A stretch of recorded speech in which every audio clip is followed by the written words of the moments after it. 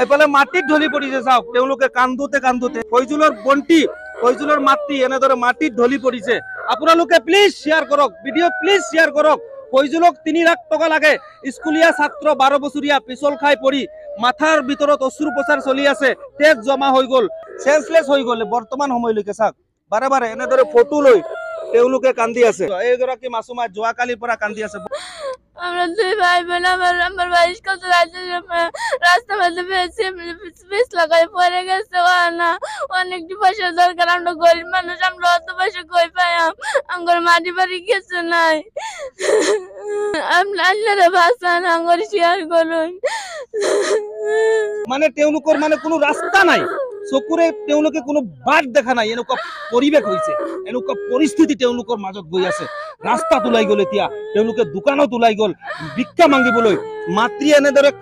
কাপোৰৰ আঁচল মানুহৰ সন্মুখত ভিক্ষা মাগিবলৈ এনেদৰে মেলি দিছে যে আমাক ভিক্ষা দিয়ক আমাৰ পুত্ৰগৰাকীক বচাব লাগে হস্পিটেলৰ বিছনাত শুই আছে এই আপোনালোকে ফটোত চাই আছে নহয় যিগৰাকী ফটোত চাই আছে এই ফটোত চাই থকা এয়া হৈছে ফয়জুল হক 12 বছৰীয়া ক্লাস 5 প্লিজ মাসুমাৰ বাইটি হয় 12 বছৰ মাত্ৰ স্কুলত গৈ পিছল খাই পৰি মাথাত মানে বেয়াকে আঘাত পাইছে তেজ জমা হৈ গল অস্ত্ৰোপচাৰ কৰি এক পোৱাৰ নিচিনা তেজ ওলাইছে প্লিজ এই ফ্যামিলিটোক উদ্ধাৰ কৰি দিয়ক লংকাৰ উদালিৰ লংকাজানৰ এই ফ্যামিলিটোক আপোনালোকে উদ্ধাৰ কৰি দিয়ক প্ৰায়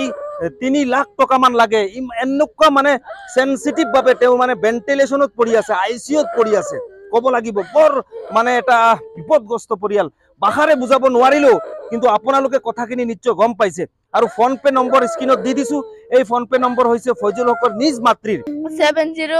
7099446278 মফিদা খাতুন হৈছে ফয়জুল হকৰ মাতৃ আৰু মাতৃৰ phone pay Google pay scanner আপোনালোকে প্লিজ আপোনালোকে সহায় কৰি দিয়ক এওঁলোকৰ কান্দুন শুনিলে এওঁলোকৰ কান্দুন দেখিলে মই নিজকে ধৰি ৰাখিব নোৱাৰো আপোনালোকৰ নিশ্চয় হৃদয় গলিছে আপোনালোকৰ তিল মানুহ যদি হৃদয় গলিছে আপোনালোকে ভিডিঅটো শেয়াৰ কৰক আজি দিনে ৰাতি কান্দি আছে দিনে ৰাতি সেন্সলেস হৈ আছে দিনে ৰাতি তেওঁলোকে আসলতে এনেদৰে পৰিবেশ হৈছে তেওঁলোকৰ কবলৈ গলে কথা পাতিব নোৱাৰে খোৱা দোৱা তেওঁলোকে এৰি দিছে একেবাৰে তেওঁলোকৰ যে আধা বিঘা মাটি থাকিলে আধা বিঘা মাটি বিক্ৰী কৰি দিলে হয় কিন্তু আধা বিঘা মাটিও তেওঁলোকৰ নাই এও কানেৰে নুশুনে এই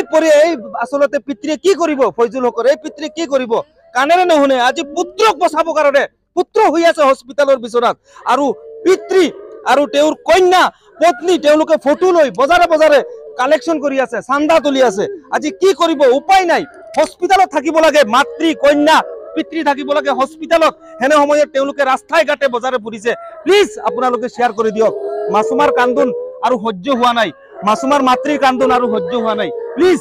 হাত জোৰ কৰি কৈছো আপোনালোকে শেয়াৰ কৰি দিয়ক কালিৰ ভিডিঅটো ভাইৰেল হোৱা নাই তেওঁলোকক কিয় বা ৰাইজে তেওঁৰ ভিডিঅটো ভাইৰেল কৰা নাই যাৰ বাবে কালি তেওঁলোকে সহায়ৰ পৰা বঞ্চিত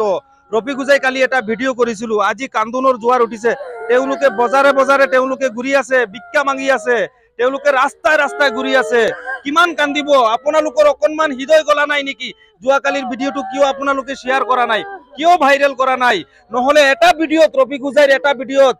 কঠিন মুহূৰ্তৰ পৰা পৰিয়ালসকল উদ্ধাৰ হৈ যায় কিন্তু আজি এই পৰিয়ালটো বাৰে বাৰে কান্দিবলগীয়া হৈছে চাওক তেওঁলোকে কথা পাতিব পৰা নাই তেওঁলোকে চাওক কান্দোতে কান্দোতে তেওঁলোকে মাটিত ঢলি পৰিবলগীয়া হৈছে